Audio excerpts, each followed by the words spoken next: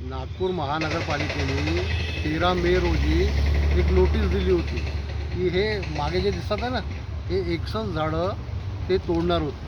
कशासाठी? इथे त्यांना एक ड्रेनेजची पाईपलाईन टाकायची आहे, ड्रेनेज लाईन टाकायची. या 61 झाडं तोडण्यासाठी ह्या मागचा हा पूर्ण जो परिसर जो दिसत आहे तिथे 61 झाडं ते तोडणार होते अशी त्यांची नोटीस होती. या नोटीसवर आता सुनावणी उद्या 12:30 वाजता नागपूर महानगरपालिका आयुक्तांच्या कक्षामध्ये होणार आहे, म्हणजे ट्री ऑफिसरच्या कक्षात होणार आहे. पण मित्रांनो, मध्ये एक लोकसत्तामध्ये बातमी आली होती, ठळक बातमी अशी होती की हे फक्त 61 झाडं नाही, या झाडांच्या गणनेमध्ये विसंगती आहे. लोकसत्ताच्या म्हणण्यानुसार जवळपास 146 झाडांचा आकडा फोटोसहित नागपूर महानगरपालिकेच्या लक्ष्मीनगर झोननी गार्डन डिपार्टमेंटकडे सबमिट केला होता.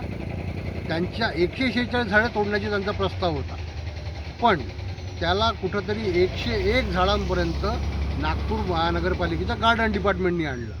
पण नोटीसमध्ये हे देण्यात आलं की 61 झाडं तोडायची आहे, म्हणजे 61 झाडं तोडायची आहे.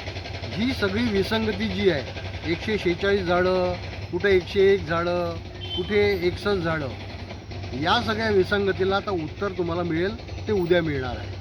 ते उत्तर आम्हाला समर्पक असं मिळेल का, हाही एक सवाल आहे. बरं, काही एक्सपर्ट्स जेव्हा या भागामध्ये आतमध्ये गेले तर त्यांनी सगळं जेव्हा बघितलं तर त्यांच्या म्हणण्यानुसार जवळपास 220 झाडं तुटणार आहे.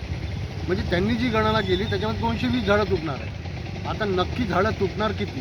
220, 146, 101 की 61? याचं उत्तर उद्या महानगरपालिका आयुक्तांना द्यायचं आहे. आम्ही जेवढे झाडं वाचवायचा प्रयत्न करू तेवढा प्रयत्न तर करूच, पण यावरही जर उद्या सकारात्मक उत्तर नागपूर महानगरपालिकेकडनं मिळालं नाही तर आम्ही आमरण उपोषण करणारा सुद्धा मागे जाणार नाही. आम्ही या संदर्भात आमरण उपोषणसुद्धा करू.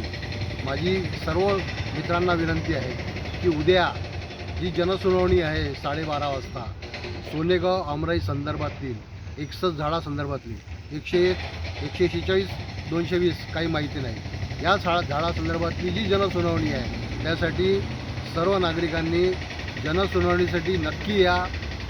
बघूया आपण तिथं काय निर्णय येतो. तोपर्यंत धन्यवाद.